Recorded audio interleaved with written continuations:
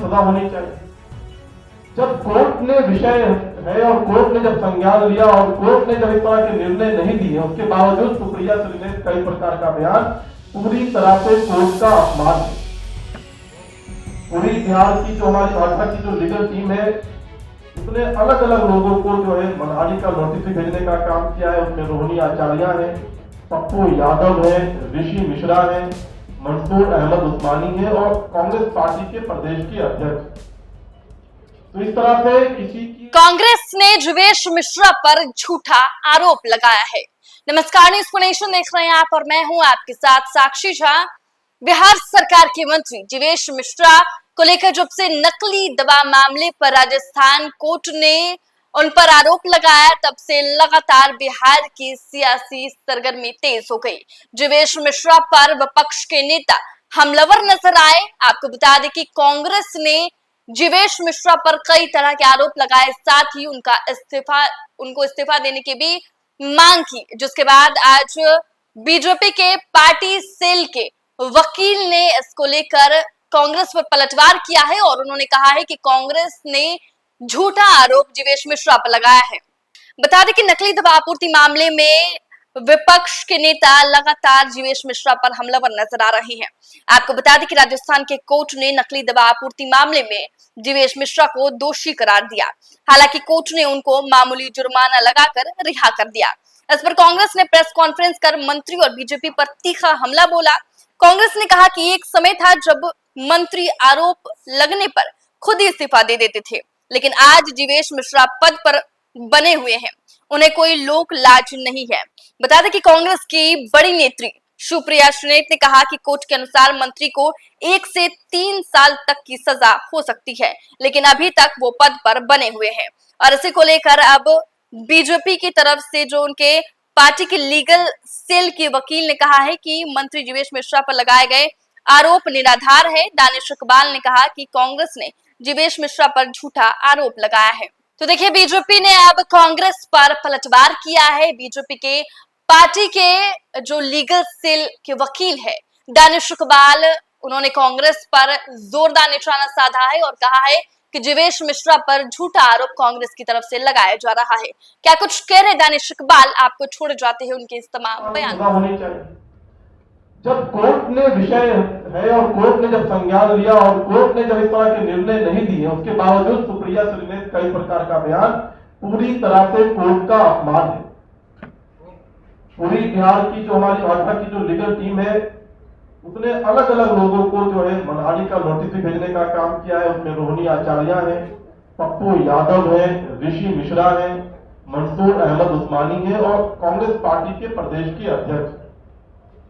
तो इस तरह से किसी दे दूंगा। उन्होंने कहा कि इस ऑफेंस की ग्रेविटी को देखते हुए और इनका अक्यूज के चरित्र को देखते हुए इनको प्रोबेशन ऑफ ऑफेंडर का लाभ देते हैं। यानी कोई सेंटेंस नहीं, सजा नहीं, पनिशमेंट नहीं, कोई पेनल्टी नहीं, कोई फाइन नहीं, कुछ नहीं किया गया। और प्रोबेशन ऑफ ऑफेंडर जो एक्ट है उसका लाभ तभी दिया जा सकता है, उसमें 2 चीजें बहुत आवश्यक है। उसकी ग्रेविटी ऑफ ऑफेंस क्या था? कोई आदमी ऑफ ऑफेंडर का लाभ नहीं दिया जा सकता है। कोई आदमी मर्डर करेगा, उसको प्रोबेशन ऑफ ऑफेंडर का लाभ नहीं दिया जा सकता है। और इनका चरित्र क्या है ये देखना, पार्टी का चरित्र कि उसका जरूरी था। हमारे चरित्र को देखा जाए कि ना पहले कोई शिकायत, ना अभी कोई शिकायत, ना हम मैन्युफैक्चरर हैं।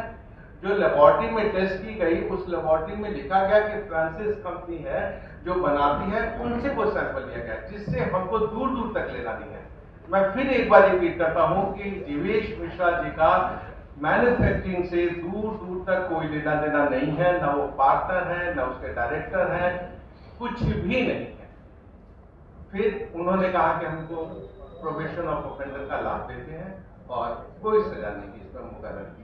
अब ये कांग्रेस पार्टी के एक प्रवक्ता का कहना है कि उन्होंने, क्योंकि मोदी जी के नजदीक है, क्योंकि ये बीजेपी के हैं, इसलिए न्यायालय ने इनको 3 साल की सजा नहीं दी। ये तो सीधी सीधी आप समझ सकते हैं, सीधी सीधी न्यायालय पे टिप्पणी है। इन लोगों का न्यायालय पे कोई विश्वास रहा ही नहीं है, इसीलिए टिप्पणी भी आई कि न्यायालय ने ऐसा क्यों नहीं कहा। इसका भी हम संज्ञान लेंगे और इसमें क्या कार्रवाई की जा सकती है कि उन्होंने कोर्ट के न्यायाधीश पर टिप्पणी की है, एडवर्स टिप्पणी की है, इसको भी हम लोग देखेंगे। जी को, पप्पू यादव जी को, ऋषि मिश्रा, मस्कूर अहमद उस्मानी और कांग्रेस पार्टी को हम लीगल नोटिस भेज चुके हैं।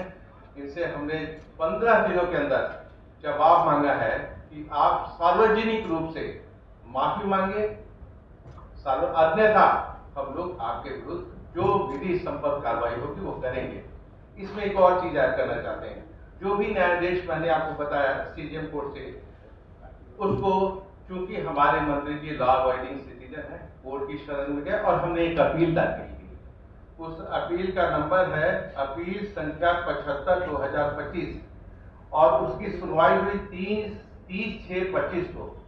30/6/25 को जो अपीलेट कोर्ट है उसने जो भी हमारे खिलाफ नहीं भी था उसको भी उन्होंने स्थगित कर दिया, उस आदेश को स्थगित कर दिया। कोर्ट में सब जुडिस है, एक न्याय निर्णय आ चुका है, उसके बारे में गलत बयानी की जा रही है जो कि बिल्कुल गलत है। मैंने उस न्याय निर्णय को अध्ययन किया है, अच्छे से अध्ययन किया है और तब उनको देखा है तो आश्चर्य होता है कि हमारे कांग्रेस पार्टी के प्रवक्ता या कांग्रेस पार्टी के ट्विटर हैंडल से या एक माननीय सदस्य जो है सांसद महोदय ऐसी टिप्पणियां कर रहे हैं कि नकली दवाई बनाई गई, जहर का व्यापारी हैं जीवेश मिश्रा जी। तो मैं सबसे पहले आपको ये बता देता हूं और चुनौती देता हूं लोगों को कि जीवेश मिश्रा जी किसी भी दवाई बनाने की फैक्ट्री के ना मालिक है, ना डायरेक्टर है, ना पार्टनर है। वो ऐसी कोई बात ही नहीं है, तो फिर ये दवाई नकली थी कि असली थी, ये विषय कहाँ रह जाता है। वो किसी भी दवाई बनाने की कंपनी से कभी भी उनका कोई संबंध नहीं रहा है। और जहां तक ये बात आ गई है तो मैं आपको विस्तार से बताऊं कि 2012 में एक ड्रग इंस्पेक्टर ने कंप्लेन फाइल किया और राजसमंद राजस्थान में एक कंप्लेन फाइल किया कि एक सिप्रोलिन दवा बनती थी और उस दवाई को बनाने वाली दूसरी कंपनी थी। तो साहब हमने टेस्ट कराया तो टेस्ट में तो इनका सिप्रोफ्लॉक्सासिन उसका जो कंपाउंड है वो पूरा था, जितना मानक दर्जे में था उतना होना चाहिए उतना था। डिसोल्यूशन एक प्रक्रिया होती है जो कि अगर आप सैंपलिंग और सीजर ठीक से नहीं करेंगे, उसमें मॉइस्चर आ जाएगा, उसको एक अच्छे टेम्परेचर पर नहीं रखेंगे जितना रिक्वायर्ड है तो वो वैरी कर सकता था। तो डिसोल्यूशन का जो परसेंटेज था वो वैरी किया। कोई रिपोर्ट नहीं आई कि ये दवाई नकली है, ये फर्जी है, अडल्ट्रेटेड है, या इसमें किसी का मिलावट है, या जैसा ये कहते हैं कि नकली दवाई और जहर के सौदागर किसी की मृत्यु हुई है, कोई बीमार भी हुआ है।